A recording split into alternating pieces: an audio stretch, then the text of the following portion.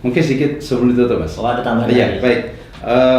Ada satu hal yang terkadang teman-teman di lapangan sedikit perlu diluruskan bahwa ketika mereka berbicara eco farming, seringkali menganggap bahwa hilangkan pupuk anorganik, hilangkan pupuk urea, hilangkan pupuk TSP atau NPK. Nah, saya di dalam riset yang kita lakukan, saya ingin menegaskan bahwa belum ada rekomendasi bahwa anorganik itu hilangkan 100% kecuali mereka yang mau bertani organik. Jadi kecuali mereka memang berniat organik, Betul. maka sebenarnya dia tidak perlu menghilangkan pupuk lainnya. Iya. Dia tetap bisa gunakan. Iya, tetap digunakan. Jadi memang saat ini perlu sahabat-sahabat semua pahami bahwa kondisi kita untuk pupuk subsidi yang disebarkan ke petani memang belum mampu dipenuhi secara keseluruhan oleh pemerintah ya. Jadi kita saat ini per tanggal hari ini 26 April ya, itu kita baru mampu menyediakan kurang lebih sekitar 9 juta ton. Ya, kalau Pak Menteri kemarin menyampaikan bahwa dari RDKK yang diajukan oleh petani itu kurang lebih kebutuhan mereka 28 juta. Sehingga sebenarnya kita bukan langka pupuk di lapangan, bukan, tetapi kekurangan. Kenapa kurang? Karena memang kita dari pemerintah dana yang dialokasikan untuk pupuk subsidi itu terbatas. Karena perlu diingat bahwa pupuk subsidi memang untuk masyarakat yang memang layak mendapat subsidi, ya masyarakat kurang mampu gitu ya. Nah, oleh karena itu teman-teman yang memasarkan mitra eco farming sekali lagi bahwa untuk mencegah terjadinya stagnasi produksi atau mungkin bukan cuma stagnan tetapi bisa jadi turun, untuk langkah awal jangan pernah rekomendasikan hilangkan pupuk anorganik. Ya, kalau misalnya di dalam prosesnya ternyata tanahnya sudah bagus ya, maka memang salah satu syarat bagi teman-teman yang memasarkan eco farming ini, tolong miliki kemampuan untuk mengukur kualitas tanah. Ya, saya kira ada banyak cara. Salah satu diantaranya adalah mengetahui melalui bolam lampu itu yang sering dipraktekkan teman-teman. Ya, nah kalau misalnya tanah sudah bagus, ya karena untuk melakukan budidaya yang bagus tanpa lagi menggunakan pupuk anorganik segala macam, kita membutuhkan kurang lebih seorganik kisaran antara 4-5%. Artinya dengan kondisi saat ini baru di kisaran bahkan kurang dari 2%, itu memang butuh kerja ekstra. Nah, yang kedua, saya ingin menyampaikan juga, tolong para mitra menyarankan kepada petani agar memanfaatkan bahan organik di sekitarnya, Mas. Jadi kalau misalnya ada jerami, jangan dibakar, tetapi manfaatkan, kembalikan ke lahan sawah. Nah, ini berita gembiranya nih, subhanallah. Di pupuk eco farming ini hasil pengujian yang kita lakukan, bakteri perombak organiknya sangat tinggi. Perombak bahan organik. Jadi kalau misalnya ada tumpukan-tumpukan sisa hasil panen dalam bentuk jerami-jerami tadi, disebarkan saja, lalu kemudian encerkan eco farming, lalu disemprot, ini akan mempercepat proses pengomposan bahan organik. Jadi dengan adanya bahan organik yang kita tambahkan ini semakin membantu petani memperbaiki kualitas tanah. Nah, ketika kualitas tanah semakin bagus, jerami dikembalikan, itu nanti petani potensinya tidak perlu lagi pakai pupuk K, ya, karena jeraminya sudah cukup. Nah, K-nya didapat dari jerami tadi. Dari jerami tadi. Nah, ditambah lagi dengan mikroba-mikroba positif yang ada di eco farmingnya. Nah, kemudian selain pemanfaatan bahan organik, ya memang kita harapkan bahwa penguatan teman-teman memberikan pendasaran itu menjadi salah satu kunci supaya mikroba yang ada dalam eco farming ini bisa bekerja lebih awal untuk pendasaran itu seperti apa? Nah, pendasaran itu maksudnya sebelum tanam. Sebelum tanam. Jadi ada rekomendasi yang sudah kita berikan, misalnya gunakan 6 tub sebelum tanam, ya. Oh, iya. Nah, jadi 6 tub ini bisa diencerkan dengan 1 liter, bisa juga diencerkan dengan masing-masing 1 liter kalau lahan kecil. Yeah. Nah, bagaimana cara menghitung kalau misalnya, Pak, saya hanya lahan saya misalnya 1000 meter, tapi kalau saya pakai 6 kan terlalu banyak. Yeah. Nah, jadi caranya 1000 meter ini, satu tub ini kita encerkan, lalu kemudian setiap satu tangki itu dikali 50. Jadi kalau misalnya 6 tub berarti 6 kali 50, berarti ada 300 mili. Berarti dalam satu tangki itu berikan 300 mili ke dalam tangki, lalu kemudian dipakai untuk menyemprot tadi 500 meter persegi. Jadi kalau dia hanya 1000 meter, berarti kita hanya butuh 2 tangki. Bisa juga ya dengan dibagi lebih mudah, misalnya kalau 1 hektar itu kan 6. Iya. Kalau 5,5 hektar berarti 3. Iya. Betul. Ya kan? Lebih Iya. mudah, kita cukup gunakan 3. Iya. Artinya bisa dibagi eco farmingnya. Iya, betul. Bisa. Nah, tadi kalau misalnya lahannya kurang dari setengah hektar, tadi saya contohkan 1000 meter kan? Berarti 1,5. Nah, dia hanya menggunakan 1000 meter, dia hanya butuh 600 mili, Mas. 600 mililiter untuk setelah diencerkannya 1 liter itu dia pakai 600 mili untuk pendasaran di tanah. Nah, saya kira mungkin itu. Kemudian tambahan ini, berarti Iya. kan tadi kan dikatakan bahwa pengurai organiknya kan sangat kuat, sangat Iya. tinggi kan.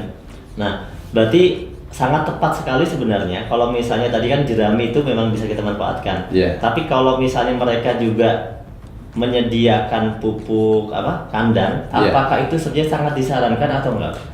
Sangat disarankan. Jadi sekarang ini kami dari Kementerian Pertanian itu sangat berupaya bagaimana supaya masyarakat secara umum ini kembali memaksimalkan bahan organik kembali ke tanah. Jadi bahan organik itu yang mana saja? Ya kotoran ternak ya, atau pupuk kandang, kemudian limbah-limbah di sekitar kita seperti sampah-sampah dedaunan.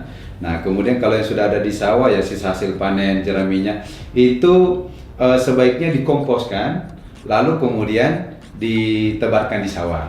Nah, bagaimana cara pengomposan? Sekali lagi, di sini sudah ada bahan mikroba perombaknya. Ini saja dipakai. Berarti cukup mereka tebarkan, Ya. gunakan Ya, jadi eco farming. ya, jadi kalau di pengomposan itu yang bagus para sahabat sekalian bahwa buat mal yang 1 meter persegi, pupuk kandang, berbagai jenis daun-daunan di situ. Atau dimasukkan 1 drum gitu bisa ya?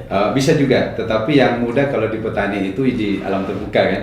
Oh, Ya, di tanah. ya, jadi buat mal dari bambu saja, misalnya bambu 1 meter persegi, tinggi 1 meter, nah turunkan semua ke situ.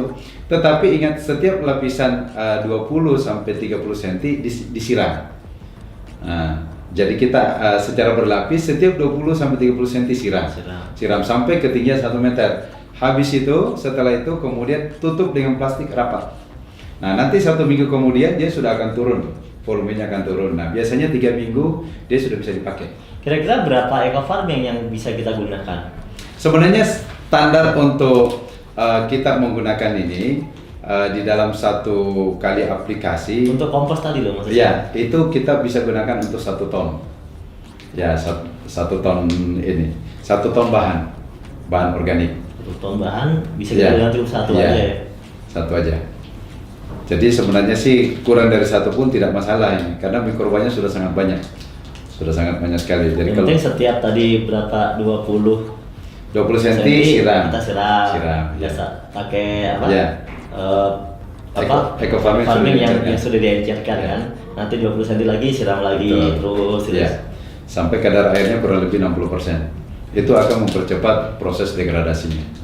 Ya Pak Jamal, ini ada akhir-akhir ini beredar kabar atau postingan bahwa produk eco farming ini telah diuji oleh bagian biosecurity di Malaysia, ya, yang katanya ternyata mengandung bakteri patogen. Mungkin yang diuji adalah dalam kondisi yang sudah hitam mungkin ya. Dia mengandung bakteri patogen yang di sana dijelaskan bahwa itu sangat berbahaya. Gimana kira-kira penjelasannya, Pak Jamal? Baik. Dari apa yang kami terima bahwa di antara bakteri-bakteri yang dinyatakan terdapat di dalam produk ini, ya seperti tadi bahwa ada potensi ini yang masih kemasan lama ya, yang mungkin kan masuk. Itu saya dapatkan ada Bacillus lisaniformis.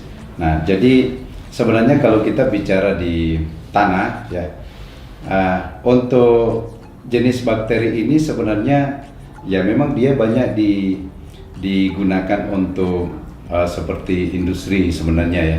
Nah, tapi kalau misalnya di tanah ini sangat dia akan sangat membantu ya dalam hal untuk membentuk spora dan memberikan kontribusi untuk siklus nutrisi.